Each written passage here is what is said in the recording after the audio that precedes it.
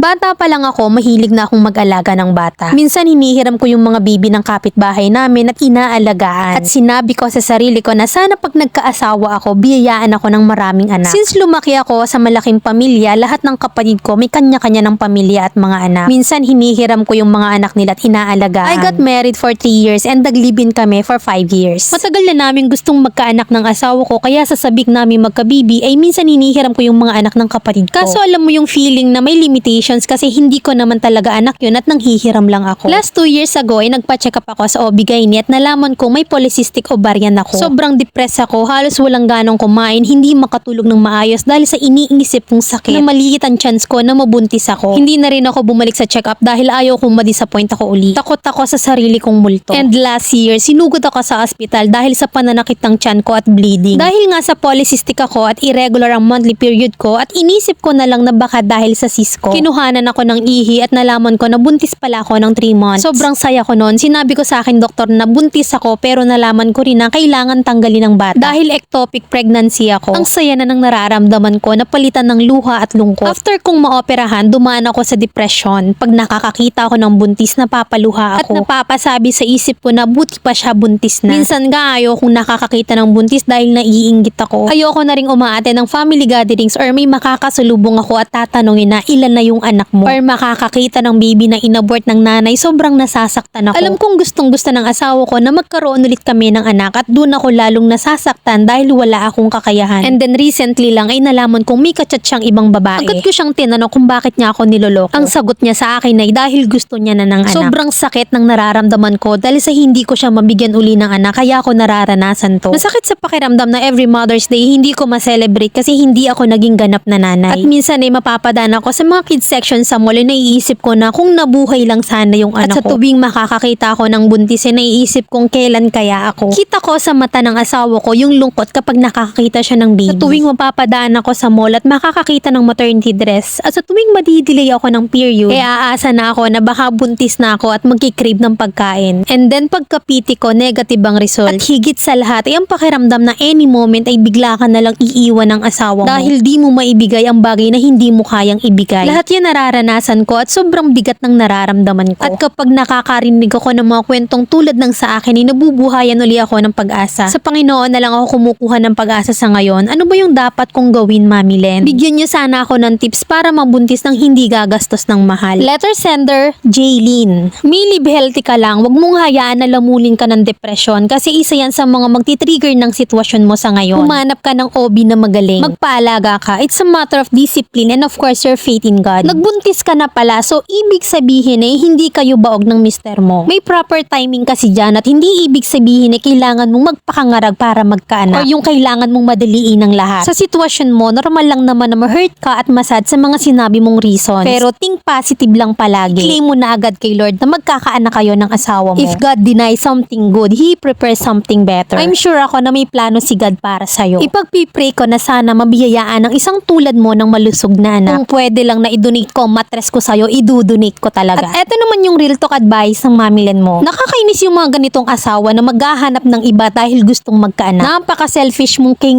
mukha. Ginusto ba ng mga babae yun? Masakit na nga sa babae yung hindi siya magkaanak ay dadagdagan mo pang lalaki yung mga ganyang klase ng lalaki talaga mga walang hindi lang mabigyan ng anak, kailangan makipag-chat or makipaglampungan sa iba. Imbes na maging supportive at pagtulungan nyo ang pinagdadaanan nyo, ganyan pa yung ginagawa niya sa'yo. Nagawa pang gawing dahilan yung kalagayan mo para mambabae. O diba ina? May narinig mo na ba yung kwento ni Sarah at ni Abraham sa Bible? Medyo nag-alinlangan si Sarah dahil sa edad niya noon. Pero napaka-powerful ng prayer nilang mag-asawa. Minsan kasi talaga may mga bagay na hindi natin agad nakukuha. Kasi may pagkakataon na akala natin we are ready but the truth is you're not ready yet. Halimbawa na lang na sa mga magulang natin na may gusto tayo pero ayaw nilang ibigay. Pero paulit-ulit nating hinihingi yung gusto natin habang tayo umiiyak. Syempre yung magulang natin ibibigay ang gusto natin kasi ayaw nila tayong umiiyak at nasasaktan. Ganyan din si God. Hindi man agad-agad binibigay pero I'm sure na ibibigay din niya ang hilig natin. Be prayerful. God always listen to you.